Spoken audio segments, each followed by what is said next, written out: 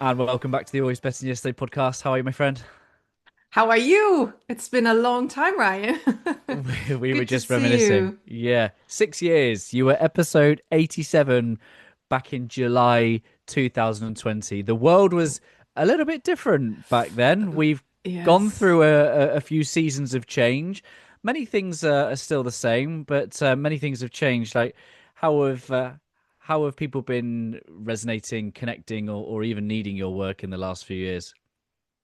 Well, that's a broad question because a lot has changed definitely in the world, and I think there's still a lot of changes going on. But what I've noticed in those 6 years are that luckily there's much more focus on soft skills. As you probably know Mm. yourself, people are much more aware that behavior and connecting with others is needed, especially in this digital day and Mm. age, that we need to understand soft skills. We need to understand how to interact with others. So yeah, in those 6 years, I would say it's increased even more and more. Yeah, I would suggest that people go back and watch episode 87 for a bit more of context as to who you are and what you do in the world. But maybe you could just give us a brief summary of how did you become someone fascinated with human behavior? Well, I'm doing this now for 23 years, so I'm a behavioral expert.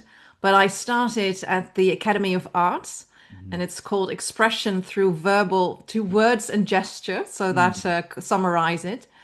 And there I've been taught it's you.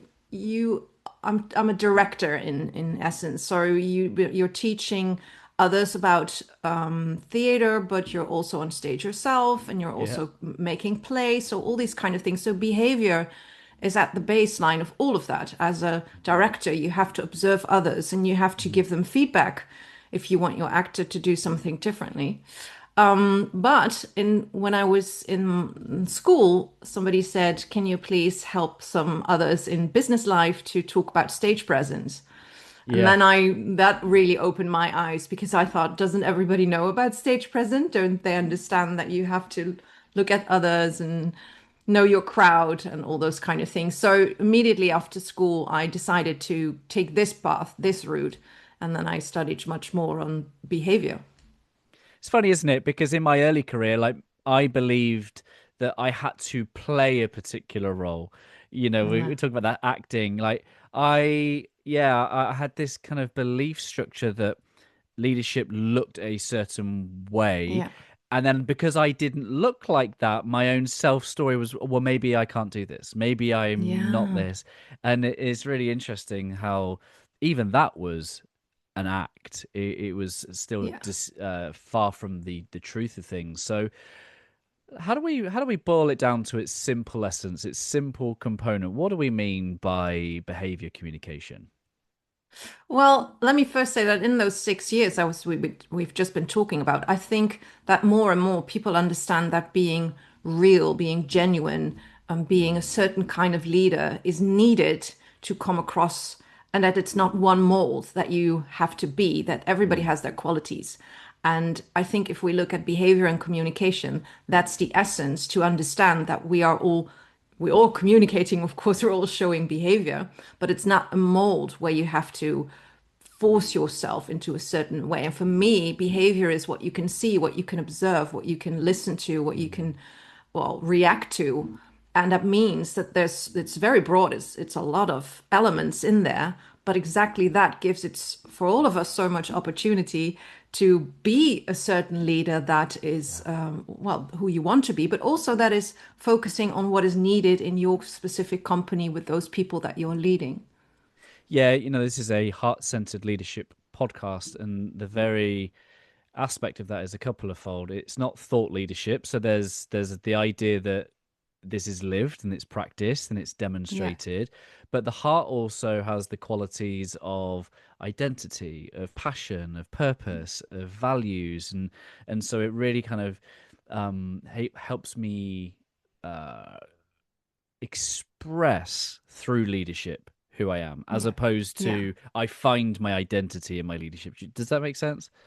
Definitely, but what is good already that, and I know your podcast, so I know you really focus on that, and I think it's very important for others. You have to have some self-reflection first, Yeah. because if you can't find the heart, as you say it, or if I would say your behavior challenges or your Mm. self-reflection is so important because from that you understand why am I struggling with that kind of situation, or why is this so easy, and it doesn't mean you always have to stop like, okay, this is me and I'm gonna never change and I will never develop because that's just who I am. I think exactly when you reflect on yourself and you find what your pitfalls and qualities are, then you can grow. Yeah, I've always been fascinated with human behavior, psychology. Originally, why naughty people do naughty things. So I used to watch all the crime TV. There was a TV series in the UK in the 90s called Wire in the Blood by Dr. There was Oh yeah. Robson Green with Dr. Tony Hill. I thought that was my dream job. And then like later TV series around like Lie to Me, which is like Yes. oh my, and sadly the inspiration behind that show passed away recently. But Yes. yeah, that work was fascinating, and so I then become aware of the work of Joe Navarro, and Joe was the one who connected me with you actually, and now I sit here with a physical book in my hand where the forward the recommendation at the top says a must read from the queen of dealing with difficult conversations. That is by Joe Navarro, his comments on this and you and this work. So maybe you can introduce this wonderful piece of work. How did you get to, of all of the 20 years plus experience, this particular topic and this message that you wanted to bring to the world? Well, thank you for introducing the book. As always say now, it's my baby. It's a very young baby at the moment. I was holding it like this. Yeah, yeah. I was looking at You're it. holding a very young baby, but for me, I've been working on it. I could say 23 years. That's not true, of course, but it's Yeah. sculpting in your head in one way. Because in my line of work, so many people had questions, and 35 of them I've chosen to write in this book because what you see is that wherever I work, so I work in different countries, work in different companies, it's very diverse, but a lot of questions were the same. And Mm. all of a sudden, I started to see a pattern like, why is it that everybody has these certain questions? And I decided to help, well, others mostly, but also myself. I needed to write it down. It was an urge, as you can understand. Like I need to write this, Yeah. and so yeah, that's. I've been very fortunate that people like it. Yeah, so the title is What to Do If, How to Handle Any Situation and Work and Come Out Winning. And I like the fact that you've got five different stages. Maybe you can just give a helicopter overview of the five different parts. Of course, there are five chapters, and one is about self-development. So because that's as we were just Yep. talking about, it needs to start with self-development, else you can't Mm. go anywhere. The other one is about communication that has to do with questions on presentation and if you have to have a conversation with somebody that is difficult for you. Working with others because we are interacting with others all the time and you're not by yourself. Even if Yeah. you are a wonderful leader and you've got everything right in your head, you still encounter certain situations that you know Mm. don't know how to act upon. Leadership, of course, there's a whole chapter on that with some questions that leaders have, whether they're young leaders just starting or leaders that are really already into leadership that need Mm. some other answers. And the last one, which is very dear to me, is that there's difficult situations and it is a different questions on, you know, how to handle if somebody's crying, what to do if somebody's crying, or what to do if you know you're working with people with narcissistic traits. Mhm. So yeah, but a very diverse book, very different questions. I love that chapter five has trigger warnings, and that's the, Yeah. you know, obviously you don't go straight into that chapter, but it is the reality of leadership. You know, I was 25 when I first had a management role. I'd Hmm. just become a father and I became a manager leader at the same time, and luckily I was having similar feelings towards my people at work as I was having at home at 3 a.m. with the night feed, which is I just wanted to provide an environment to nurture and help people grow. And Yes. so I had a slightly different perspective. But man, I was not prepared for the situations that I was, you go from being really good at your job. I was an analyst, so I was dangerous with a spreadsheet, really good, great with PowerPoint. But wow, like had I lived enough life to be able to Yes. support the humanity of the people, like was not prepared. And Yeah. nor do I think our people development or leadership development programs were equipped to deal with that style of leadership. Yes. I think the instinct of the leadership was about, can you be really good at your job? Yeah. And it was about, how do I get other people to do what I need them to do? And so I Yes. love that you anchor this book in the reflection of self to begin with. Yeah. Well, you see this a lot with there are fantastic onboarding programs, and I don't want to attack any of them, but Yep. what I do see is that the core of actually going into a business and understanding these are different human beings. They have different feelings than I've experienced before. Some might not always be the ones I wouldn't want to work with as a leader, but you might still have to. It's important that people understand that for me, one of the most important skills in leadership is reflection on yourself, but also observation of others and your interaction. What happens in the interaction, not just with the other person, but also with yourself. What am I doing in this interaction? And why am I so frustrated on this particular person or this particular situation? Yeah, fascinating, isn't it? I was just having a conversation on the previous podcast with a friend, and we were just saying that there's this understanding that the greater we can only meet someone else to the depths that we've met ourselves. Mm, And it's like, isn't it an amazing byproduct that the more I understand myself, the more grace and compassion I have for somebody else? yes. Yeah, I think it's so important. Like the other saying is everybody's fighting their own battle, be Yeah, kind. I love that right. saying because it's not always easy. And somebody might show you behavior that is annoying or is hurting you, but it Mm, doesn't necessarily mean that that's actively what they want to mm, do. So if you have the possibility to pause for a second and understand, wait a minute, what's going on? Try to calm yourself down and with that the other person, and then we can explain and we can find out what's actually the problem here. Oh, I haven't slept all day. Oh, that's probably what's going on. Or, oh, I just thought you understood me. And we can go into a different level of conversations instead of the, well, shallow behavior that you just observe mm. sometimes. My coach and mentor said to me that the opposite of coaching is defiance, and I cannot confirm or deny whether he was saying that about me. but but What do you think? What do you think? oh, 100%. I can be all things. I can Yeah. be light, shadow. I am capable of all things. And I think this is the importance of the self-awareness, right? Is Mm-hmm. I have enough awareness of my identity and enough aware of my weaknesses and my flaws and my shadows now, not at the time in early Mm-mm. leadership, where I can help rather than harm. Yeah. And I think sometimes do no harm is equally a productive leadership strategy that gets often overlooked, because Yes. I know that my weaknesses and my flaws got shall we say embodied during times where I felt judged or where I felt, Mm-hmm. Mm-hmm. and so I felt like I'd gone on a huge personal development journey. I know who I was. I knew what I stood for. I had my Mm-hmm. values. I had my strengths. And then here I was at a particular environment being judged about my leadership uh, postings on Instagram.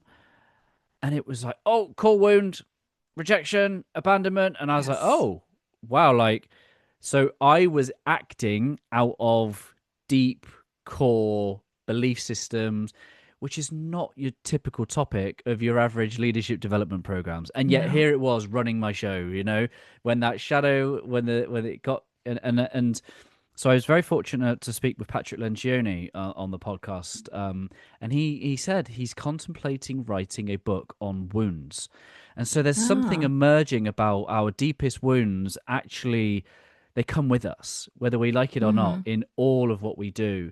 And I guess what we're looking to have is, how do we have a open and heartfelt conversation about the things running our leadership without making our workplaces therapy centers? What a balance to Yeah. have. Yeah, that's a wonderful approach and one that is very dear to me because for me, I always look always at the practical point of view. Mm, Because we can, of course, we can have conversations that are very deep, but there's also a business part to it. We don't always have the time. We've got goals. We've got to go mm, somewhere. And that for me is why it's so important that we find tangible solutions mm, to, as you would say, work around wounds, or as I would say, work around everything that's happening in your work setting, in interaction with someone else. And you've got to do your work, but how do you do this? So you could go to therapy, or you could write your diary, or all those kind of things that might help you. But what do you do in the moment itself when it's happening? Are you able to reflect on that moment like, yes, I'm triggered at this moment. Oh, yeah, I worked it out or not. Well, could be anything. But what am I going to do? And that mm, means there's also a responsibility, I would say, as a leader, that you're not only reflecting on yourself and working on the wounds, so to say, but there's mm, also responsibility that when you're in the moment, you're not too egocentric focusing on that, but just mm, happening that you understand like this is an interaction with somebody. What is my responsibility now in the moment to tackle it as soon as possible? mm. And I can reflect on it deeper at home or in another moment at work. But what do I have to do? And that's overlooked a lot. What is the action that you're going to take? Yeah, and practicing that action in a scenario where there's not, jeopardy. Hmm. Hmm. With with great pressure will bring a bit more of our kind of instinctive, primitive behaviors, and so trying to Yeah. practice this stuff when it matters is probably too late. You kind of got to get to that, and I'm sure that there's a number of aspects of this weaving through your book, which is around have getting that awareness, going applying it, getting a new experience of a new outcome, and going, Yes. okay, Ah, this and is different. Yeah. yeah, I like the way that that outcome went. Oh, that didn't go to plan, and so you can adjust in a way that's not catastrophic. Yeah. And for me, it means that you have to focus on behavior all the time. So tomorrow you go to work, okay, you had a bad day or you didn't sleep well or or something happened with a colleague that is still simmering. What is it that you're going to do? Are you going to give them a coffee as a peace offer, or are you Mm. going to take them out for lunch? Or are you just going to lock yourself up to calm down? There's so many things that you can do to help the situation with behavior. Yeah, what is because I just said about coaching and defiance, and let's just assume that people listening to a podcast like this means that they're open to coaching. What Yay! are what are your top one or two tips for anyone that is in that kind of self-development phase? They are a new and developing leader. What are your top tips really for someone generally embarking on being the best leader, but not necessarily just for themselves, so that they can give a better version of them to all the people that they lead? Yeah. For me, the most important question is that you have the guts, so to say, Mm, that you dare to go to your people and ask them, how would you love to be led by me? What would be ideal for you? And don't interfere in that. Just listen to them, yeah. ask questions, and reflect on it. What is it that I can do on the list that they provide me? And what is it like, ooh, that is not my core quality? You don't say it in that moment. You just write it down.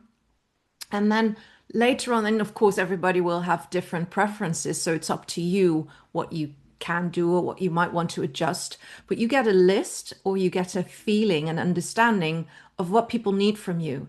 And Mm, if you are focusing on the self development, then that gives you an opportunity to reflect on it. And for me, one of the most important thing is that you not just if people say, "Oh, how do you want to be led by me?" and they say, "Yes, I want you to treat me with respect," for instance, go into that. What does it mean in behavior?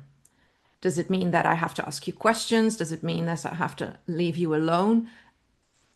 Ask really about the behavior mm. because then you really get an understanding what they need, want, and if you're the leader who can provide it and want to provide it, of course. I am very fortunate that I have people from all different professional backgrounds on this podcast, and I got this wonderful leadership insight from a child behaviorist. So Dr. Hmm. Gordon Neufeld of the Neufeld Institute talks about attachment-based parenting, and he says that it's not the parent that sets the context for the relationship; it's the It's the child. child. Yeah, And if the child feels like there's an attachment and they feel safe, they will give you permission to do the exactly. parenting. So Yeah. defiance or, and I think, right, well, that's the same is true of leadership. I don't, I don't demand to be followed because I have the position and title. Hmm. And I think what you've just demonstrated with those questions, though that willingness to seek that insight and feedback, I can only imagine the relief for someone to be on the end of that is like, all right, you might be someone that actually genuinely cares. All right, cool. Like, Yeah. Yeah.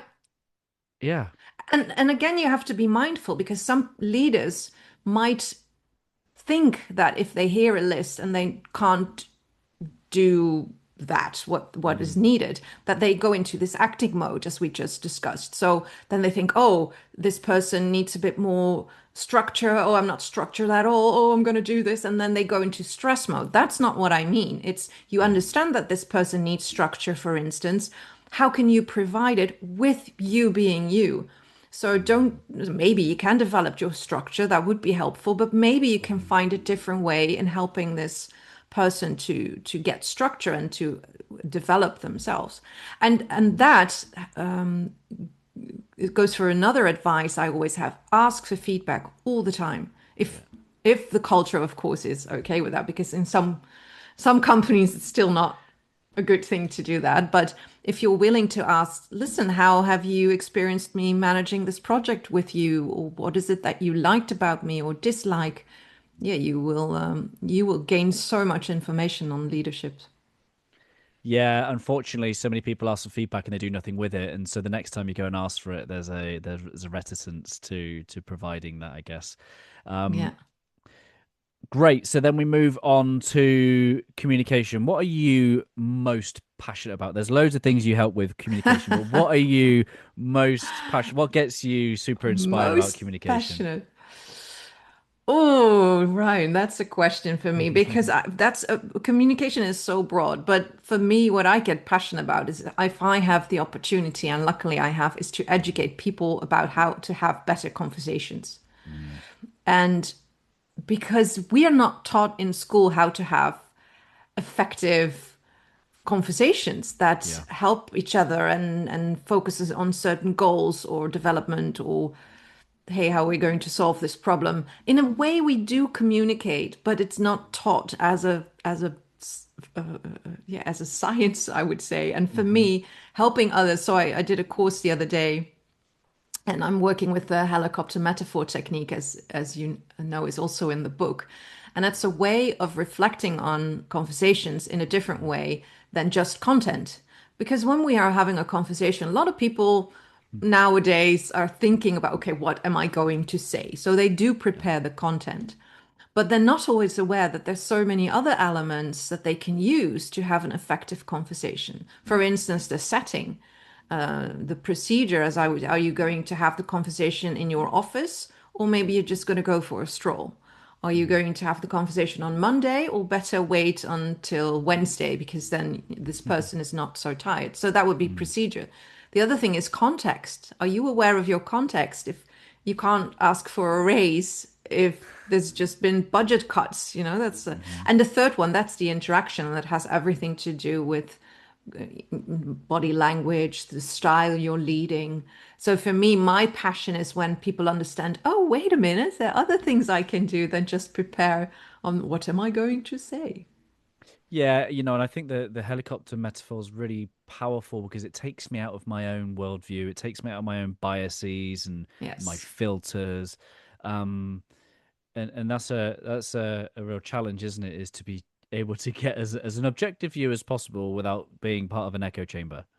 Yeah, yeah, that's why it's called the helicopter metaphor, because you're the pilot, and as a Hmm. pilot, we a lot of people know the helicopter view, so zooming out and then observing other things, but they're not always aware that being a pilot has also other responsibilities, because if you're not careful, you might the helicopter might derail, or something might happen when it's off balance.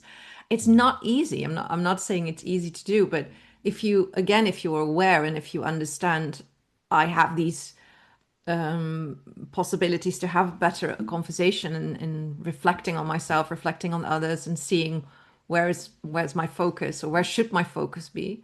You can see that communication gets better, and that's wonderful to see it happening with people. I think so much of the first chapter blends into the second one, which is about once I bring my awareness of what I'm bringing to the table, I'm starting to Yeah, check in a bit more about my own communication. And let's just simple example, right? My son has a deep desire for his dad to pay attention to whatever he's doing in that moment, right? And of every time course. he'll look up and he'll be like, "Dad's not looking. Dad's not." And Yep. Dad might be reading a book, preparing for a podcast or something, and I'll be like, Sorry. yeah. And in my mind, I'll be like, dude, my dad wasn't even here when I grew up. Yeah. So I'm projecting my own kind of, you should be grateful, like, la. And it's like, wow, like, it's so easy to fall into these bad behaviors, bad rituals, which ultimately bring about disconnection rather than connection. Much of the heart-centered leadership communication is heart to heart, and yet there's so many pulls towards disconnection, particularly in the Yeah. workplace with like busyness Yeah. and time scale, and let alone technologies. How do we bridge some of those gaps and disconnections? Well, for me, the key word here is validation. Hmm. Because if you can validate your son, knowing, I know you want attention and I'm giving it to you, and now dad has to go and read a book, by actually bringing him to the path that you're on, but validating his needs Mm. and showing that you see him in his wants and needs. And that doesn't matter if they're children. It's the same with your colleagues. If you're leading somebody and you understand, listen, I know that you want this. I fully understand. This is what you want. This is what you need. However, well, this is the situation, and I have to do something different, or those kind of things. So validation is a core element that I would say is missing in leadership Mm. a lot. Yeah. Or maybe I should say more positively, that people luckily understand more and more that it's a key element that we have to focus on. Well, it's the bravery to speak into the unknown, is or the unspoken, shall we say? I think I saw one of your posts a minute ago that just said nothing. The tension in the room will tell the truth quicker than a person will. Yeah. And sometimes it's important as a leader, if you are present and attuned to the room, someone's going to put words to that feeling, and then Yeah. we all then can either be on the same page about what's going on. Yeah, but a lot of times people don't do that. If you talk about disconnection, people observe, they experience it, they see it. They might even start gossiping towards each other, like, oh, this is Yeah. happening. But actually opening up and saying, what is going on, people? Or, hey, I'm seeing that not everybody has prepared. Is there a reason? Or I see this, or I hear there's a silent in the room at this moment. Tell me about it. Not a lot of leaders do this. Also Mm. because it's difficult to say it, because it makes you kind of vulnerable, because maybe you have done something, or you have to reflect on yourself, but also because it takes time. And we have this weird idea that if we start with communication, or we observe something in the room, that it costs time and we will not meet our goals, which Mm. is the opposite, of course. But you and I know this, but not a lot of people know that. We need to validate what's in the room. We Yeah. need to communicate before we can get to those goals. Yeah, I have this conversation. I have a friend of mine, Jason, who's bringing about a lot of this work in the corporate world in America, and so much of it is when the pressure hits, it's an afterthought.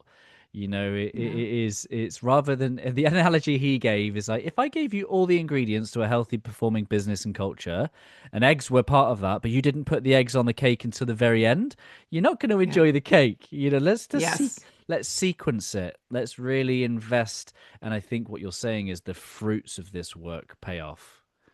definitely. Yeah. Where do we go? So I understand that embodiment is the way with which we are communicating, whether we realize that or not. Um, and one of the things that really inspired me of a book I read recently was that it said that the ancient samurai strategy of winning was to win without fighting. Mm, And so much of that was about their presence. It's almost hmm. like that other person knew. I'm not gonna swear, but it's like a don't f with me kind of like I am prepared, I'm competent, I'm capable, I can go if I need to. How do we? Obviously, we're never going to bring that to the workplace, but I think there's some wisdom in that, which I think you talk about. So, how do we become the type of people that speak with an element or communicate with an air of conviction, confidence, and competence? Yeah, I would say be mindful because a lot of people think that presence is boastful, is big, is a bit Mm, diminishing of the other person. So I recently wrote an article for Indian management, and it was about how to maintain authority. And a lot of people think, oh, authority needs to be big, bold, and intense.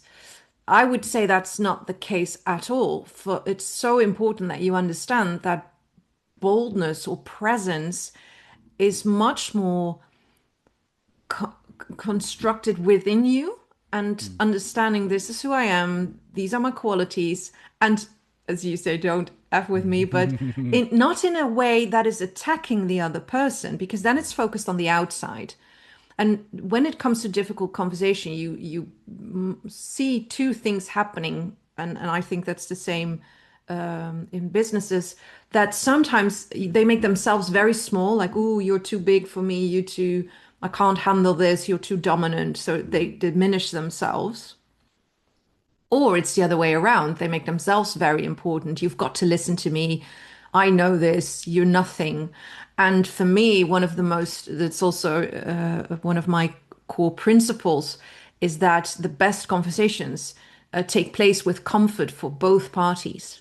mm. And you see when there's a presence, like a true, genuine feeling of I'm I'm okay, I can do this, I can handle this, that comfort is showing, and the other person picks up on that because they might want to do something or they want to dominate you, but if they come across and they see this presence you have, as Amy Cuddy wrote about as well, then they understand that it's a different way of creating comfort. Then I'm going to show you something and I'm ready for you, because immediately people will go into a conflict if that is happening.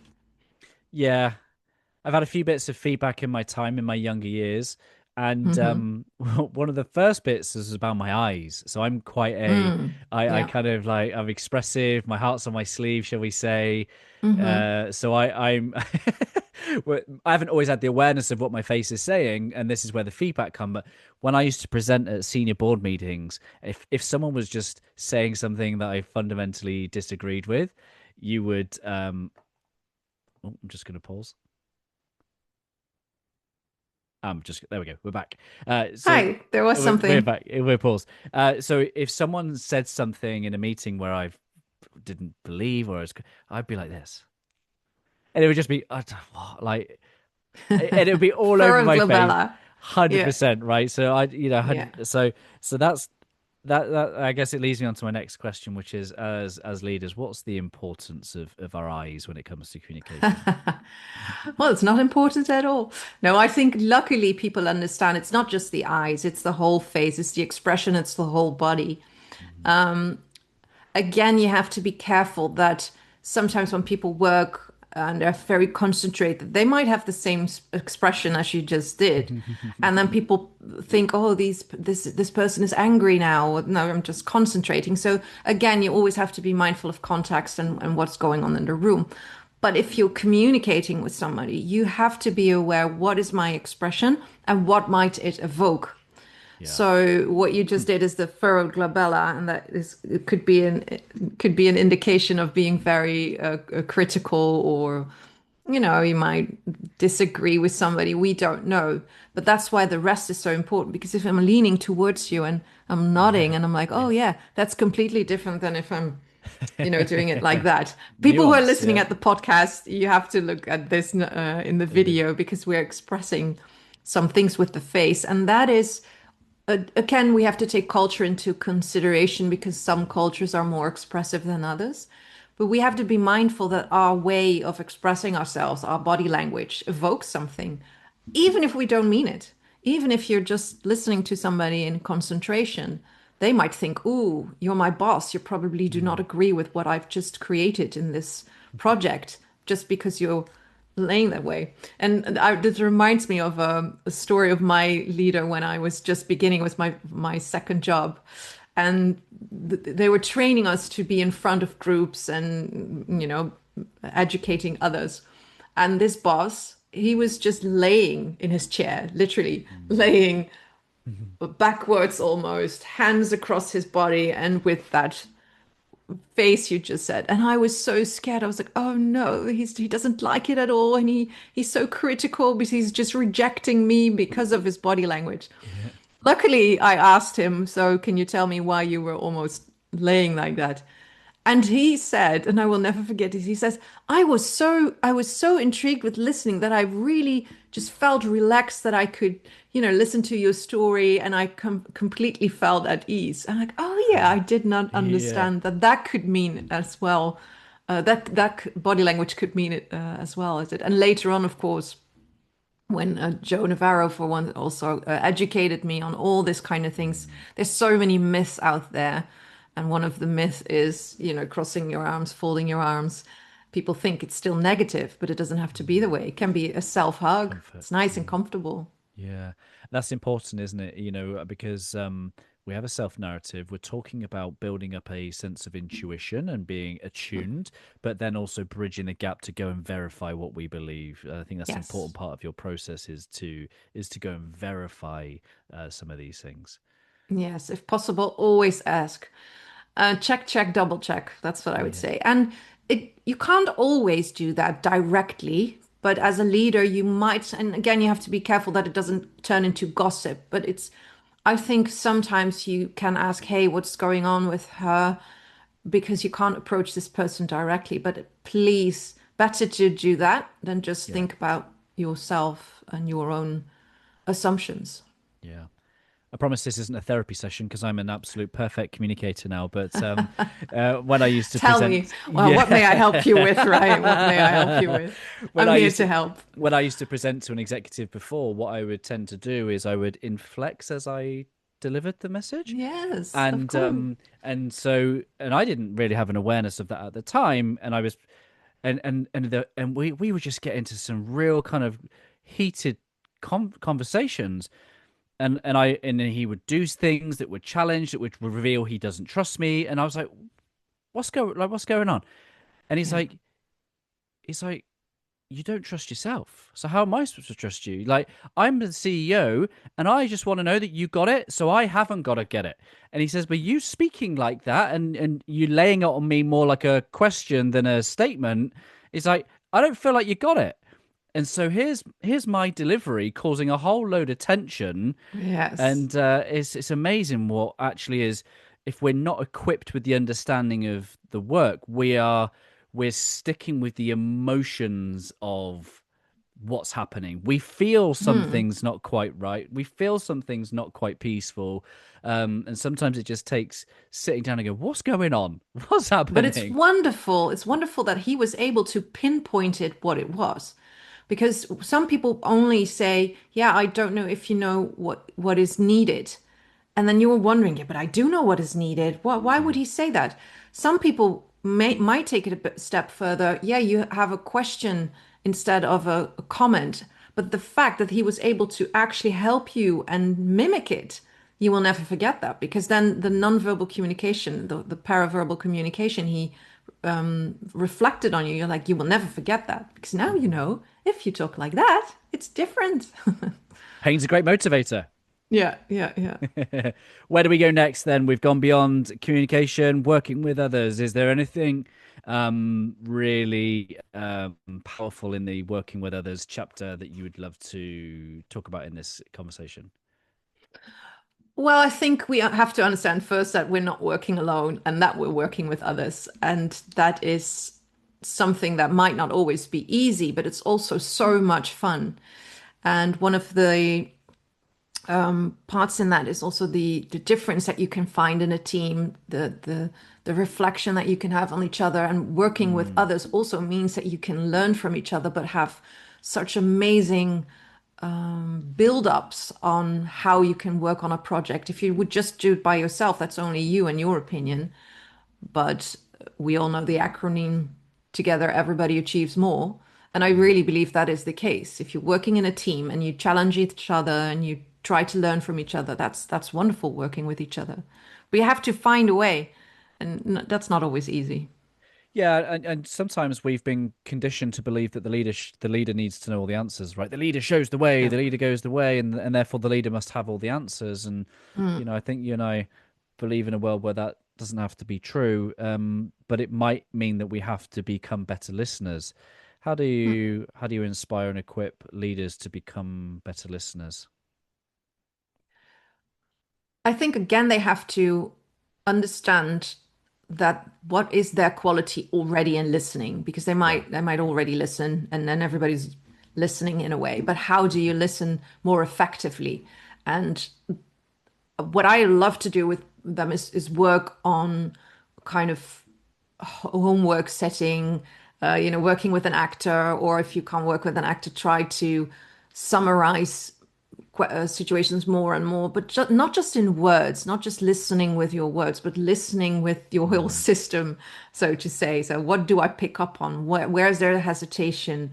Why are they using that word more than the other mm, word? All those kind of things. So it's becoming more mindful of listening, and but it takes a lot of practice. yeah. It's not always easy to do that, even for myself. I love to talk, not all the Yeah. time, but in essence, Yeah. when you really say, okay, what is it that you want to say? And with that, you can ask questions. So I would ask you questions like, Ryan, tell me more about your childhood, but no, that's then it will be therapy. But Well, yeah.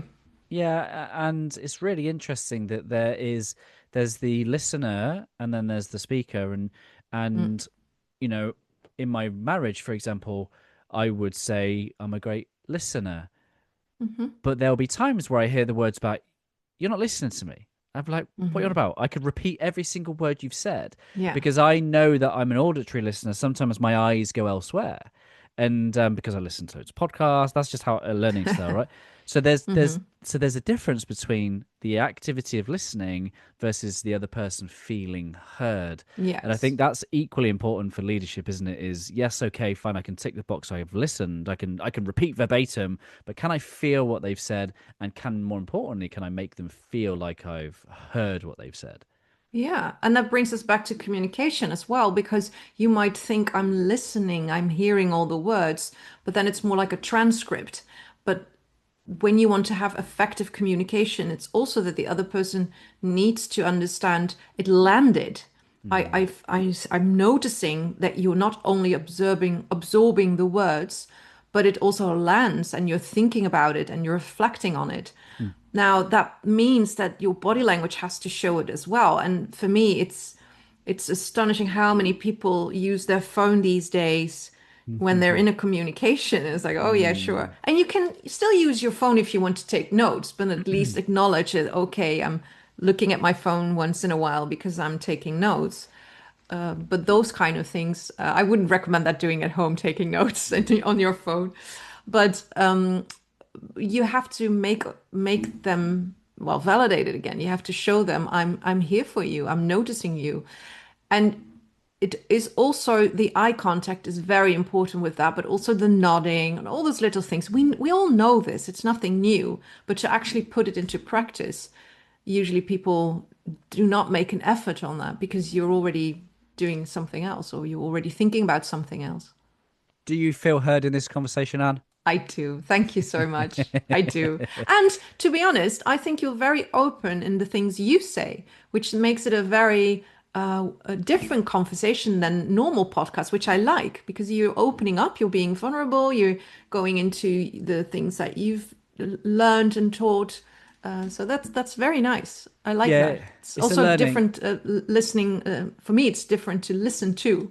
Yeah, thank you for acknowledging that. It's a learning curve because, I have been prone to sharing stuff whilst I'm still going through stuff, and it's kind of vulnerability without a purpose, and so I've definitely had to refine that. But yeah, thank you for acknowledging that. I would love to journey into the difficult conversations. I'd love to journey And for the this is final interesting because section. now we should listen as listeners that there was a long pause with that. So that means Mhm. maybe something. Tell me, what is it that you want to go into with difficult situations? I want people to understand and not be afraid that the goodness is on the other side of challenging conversations and Mm. conflict. Because, Everything's at the other end of fear. yeah, and many people might have, and maybe this isn't a conscious awareness, but many people, myself included, would have grown up avoiding conflict like the plague because it might have been the very thing that threatens their acceptance, their connection, their validation, whatever it is, right? So if I ever say the word conflict and people that Mm. fight, flight, freeze, there's something there deeper that you've given meaning to, or I've given meaning to conflict, and I'd love to inspire hope and possibility as a byproduct of conflict. Maybe we Mm. can help reframe conflict in difficult Yeah, I would conversations. say that's where it starts. We have to reframe the word conflict because, of course, we have huge conflicts. Let's not go into politics as an example. They're huge conflicts, but they're also tiny things that are still called conflicts. Yeah. If even if you want to decide on what to have for dinner and you disagree, that is called a conflict. Mm. So you have to understand and be very mindful of the word conflict because we already get startled with that word. So I always rephrase it in having difficult conversations. And the difficulty of the conversation might vary. We can even have a conflict that's one-sided, that I disagree with something and I haven't shared that with you, and I'm in conflict with you and you don't even know. But it all has to do with looking at something different, and it could be your belief system, it could be your Mm. values, could be the content, could be your leadership style. A conflict itself is nothing because Mm. okay, we agree, or I mean sorry, we disagree. For me it's much more important, how do you handle a conflict? And that's very difficult for some people because of their upbringing or because of their experience in Mm. businesses, or with certain leaders, like you were Mm. not allowed to say anything. So it comes to, what is your way of handling difficult conversations? Are you able to define what the conflict is, or the different in interest? Are you able to sit with each other and say, look, we might have a difficult conversation, but maybe we're both willing to solve this? Yeah. And I think if you look at it in a different way, then it's different. Yeah, the most challenging I found in my own journey with the family, and Hmm. I think this is what happens when you have that self-awareness. You've got that toolkit, which is enough about this is who I am, this is what's Hmm. shaped me, these are my greatest strengths, my greatest fears, all these things, right? None of this justifies any behavior, but this gives a Hmm. framework of understanding and a bridge of connection. So if let's just say my wife and my 13-year-old son, they gang up on dad, right? They gang up on dad, they disagree with him, and all of a Hmm. sudden it's a 2-on-1. And then so younger version of me comes out, dad gets loud, and it's just like, and I'm like, wow, what happens? And it's because younger version of me feels that there's disconnection, there's no unity, we're not on the same team, you're breaching his values, number one Hmm. value, which is about being, being united. And so wow, I've got all this infrastructure that goes, I know why I feel this way. Again, doesn't Hmm. justify it, but what it does is it gives me and this is where I have to be really careful because the ego can be really pesky and really Hmm. tricky, which goes, you need to do this because I don't need to justify or over explain. But in a calm way, I can just say, when the two of you gang up on me, it makes me feel like this. Can we find a way of being all on the same page, or can I just Hmm. have the wisdom to do no harm in that situation? Yes. Yeah. But Yeah. yeah, go ahead. No, what I like about it is that again, it's about self-development. Can you reflect on yourself, like, wait a minute, what's going on here? Mm, And the only advice I would have is start with you first. mm, Because you're saying, hey, you guys do this, and this makes me feel that way. mhm, Sometimes it's also helpful, like, oh, wait a minute, I feel something. Let me express this to you. I think I feel this way because of this and this and this you do. Else it mm. might still feel a little bit like an attack. But that's, a minor detail on this. Yeah, dad's king of the house. How dare you defy dad king of the house? Oh, okay. Well, then I would love to have a conversation with your wife and maybe help her on this. I'm obviously being very But on playful. the same path, you have these leaders that might have the same feeling, like I'm king of Yeah, this the company prince or wants to become something. the king of the house. Yeah, and I think all of us, we don't like difficult conversation. We want to be right. We want to be heard. We want to be noticed, and that everybody says, "Okay, yes, I agree with you," or "Let's be this unity," as you just said. Mm, That's not reality, of course, mm, but it is on us. And how do we see conflicts, and what do we do with it? Do we stay in the moment? Now we're having a conflict, or can we see beyond it as you look to what's your past? That's doing something different than just staying in the moment. But the same goes for going into the future. Like maybe, okay, I don't like this at this in this moment, but what can I do or say that helps us as a unity or in teams to help us this step further? Because we have the tendency sometimes to stay in this winning need. I need to mm, win this conversation. I need to win the conflict instead of looking like, what can I do to create comfort for myself? Oh, poor me. Oh, I just need a hug, maybe. I wouldn't advise that again at work. But what do I need in the moment? But also, what is it that the other person need? Because maybe you have to join their mm. unity to keep it. Yep. Yeah, I Yeah. might have been the one that has created that. There you go, accountability. How do you intend this book to be used? As much as possible. So the idea was to write a book that you don't have to read from front to back. Yeah. So it's just a book that you can, there are 35 questions, and it might be that one question is not applicable for you yet. So it could be that you just want to look in one question and then go to another question, and there's not a structure that is needed to go back from front to back. I would love people to read about the principles, of course, because that's the foundation of the book. But it's Mm, more like a book that I hope people, take on. Maybe if somebody gets a new job, that they will get this book. Like, hey, congratulations, you're a leader now. great. Read this book. This might help you in future Yeah. settings. As we discussed, it's not Mm, something that's very common to talk about these questions, but also for leaders who might struggle a little bit and already understand some of the things in the book, but they might think, yeah, I need that. I need a little bit of help that is practical, because that's the mm, main reason that I wrote this book. I want people to have a practical book that they can do something the next day to try it out and to say, hey, how's that working for me? Oh, yeah, actually, that did work. And some of them might not work for them, but at least they mm. doing something different. It's a little nudge towards new behavior. Yeah, I love that. Which is the ripple effect that changes everything, right? One new behavior can create a cascade that we may never see the true effects of this in this lifetime. Um, okay, I'll put the link to the book in the show notes and to your website. Thank you. How do people connect with you? How can they get involved? How can they work with you beyond reading your book? Well, I would love to get connected, and if they read the book, let me know what maybe questions are missing or what they like about it. But I'm on Instagram and on LinkedIn, AMO Behavior. That's where they can find me. So yeah, I'm curious what people have to say about their leadership journey.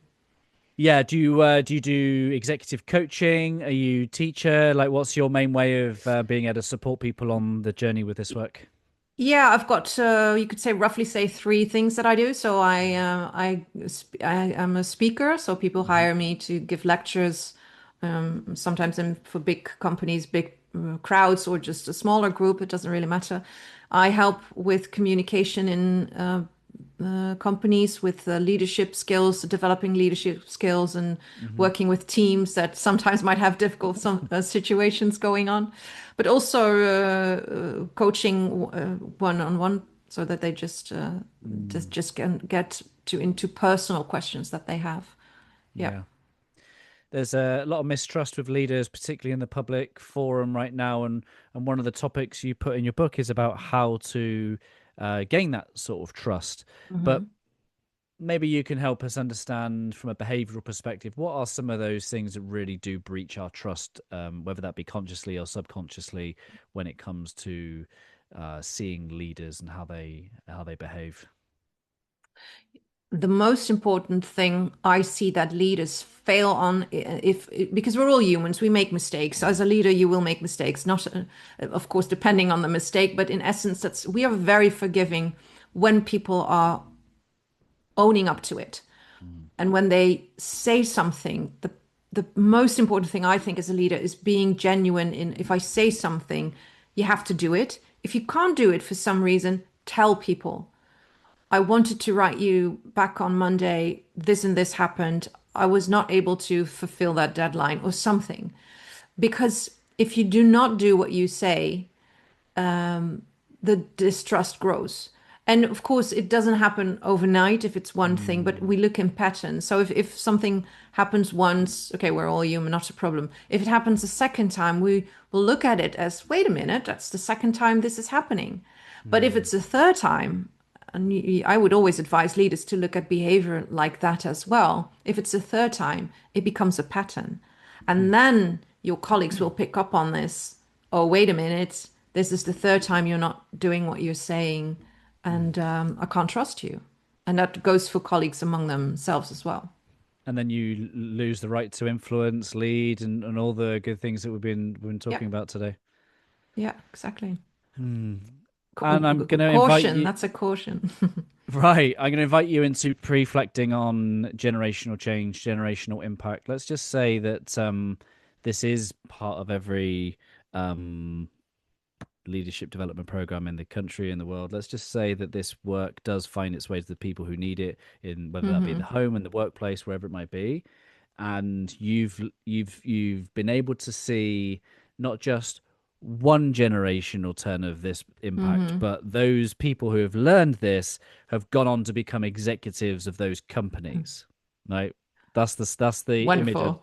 That's the image I'd love you. I like Uh, this image. you Let's like that project image? it. Great. Mm. Please describe what you see to us. Please paint that picture of your heartprint of that book, please. For me, the most important thing is that people are not afraid to interact with each other on a different level than content.